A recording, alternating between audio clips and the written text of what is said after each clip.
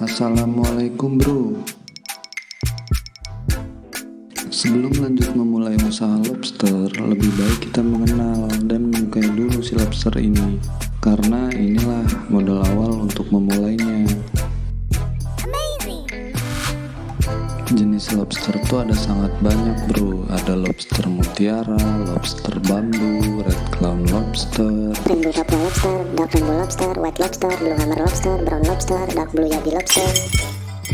Setiap jenis lobster memiliki ciri yang berbeda, kelebihan dan kekurangannya masing-masing untuk dibudidayakan.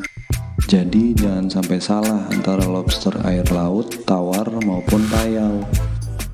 Nah, sampai sini saya fokuskan ke lobster air tawar jenis red clown, karena jenis inilah yang saya pilih untuk memulai usaha budidaya lobster air tawar. Kenapa saya memilih jenis ini?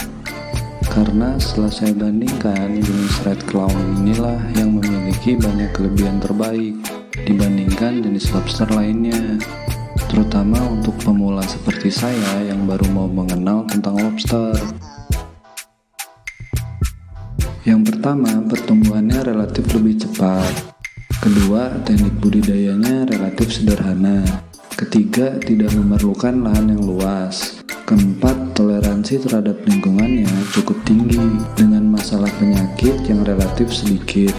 Kelima, bisa dijual dalam kondisi hidup maupun frozen.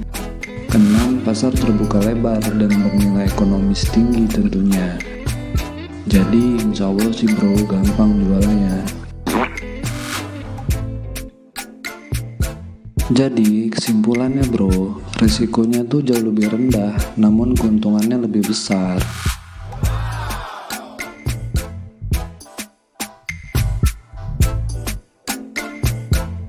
Lanjut ya bro. Habitat alaminya dari dasar perairan tawar dengan air yang dangkal dan di kedalaman kisaran 0,8 sampai 1 meter. Misalnya di danau, rawa, dan sungai.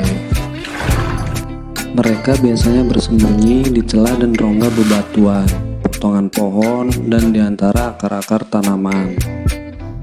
Si red clown ini suka berkelahi bro, terutama yang berumur muda, sering menunjukkan sifat agresif yang tinggi dengan perilaku kanibalisme.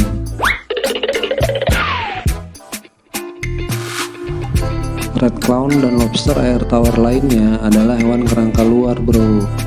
Jadi mereka memerlukan proses mengganti kerangkanya pada saat tubuhnya semakin membesar, atau sering disebut molting. Untuk pertumbuhannya sendiri dipengaruhi oleh faktor dalam dan faktor luar. Faktor dalam yang mempengaruhi adalah keturunan, jenis kelamin, umur, parasit, dan penyakit. Sedangkan untuk faktor luarnya, yang utama mempengaruhi pertumbuhan adalah makanan dan suhu perairan. Red clown ini aktif mencari makannya pada malam hari bro, dan mereka adalah pemakan segala atau omnivora. Intinya untuk membudidayakan red clown, kebutuhan pakan, oksigen, dan kualitas airnya harus terpenuhi. Jadi si red clown dapat tumbuh dan berkembang biak dengan cepat bro. Segitu dulu ya bro.